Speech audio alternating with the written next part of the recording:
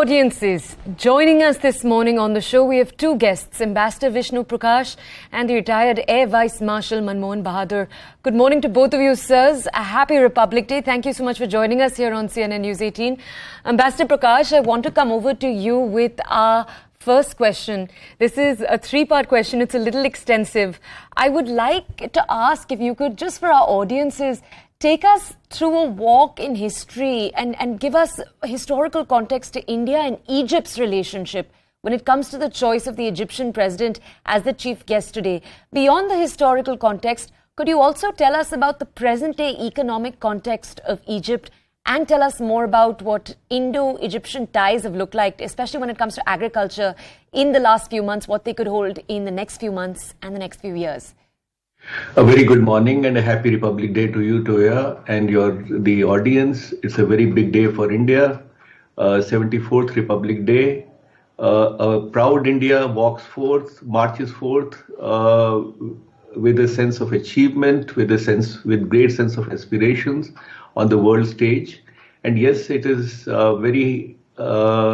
it's a very nice occasion where we have the Egyptian president.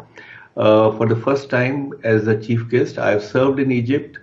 It's one of the countries which has a legacy of friendship with India, starting from the Nasser era, where the stalwarts like Nasser, Nehru and Tito had given proposed the third way or the non-aligned movement for the developing countries. And we have a legacy of partnership which has been built over the years, over the decades.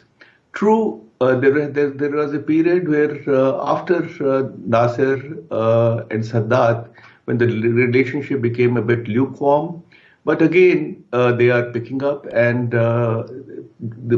the presence of President Sisi and the kind of Bonhomie that was visible yesterday, and the agreements that have been reached. We have elevated the relationship to strategic partnership level. Egypt is a very important country in Africa and in the Arab world. It is a natural leader. It has aspirations to be a permanent member of the UN Security Council, and it has natural resources. It is an aspirational nation in some ways, not just a civilizational country, but also a young nation which aspires the same things that we do. And it's a natural relationship. So I'm very confident that with the visit of the president, the relationship will blossom further. Ambassador, a quick follow-up question before retired Air Vice Marshal Manmohan Bahadur joins us. I just want to very quickly come back to you. You said that yesterday we elevated the relationship to a strategic one. Could you just explain to our audiences what that means effectively? It means that the highest level of attention will be paid to the relationship, and it will become multifaceted, which will include greater investments from India, because, for example, Egypt has a lot of phosphate. And that is very useful, it's an essential product, essential element for making fertilizers.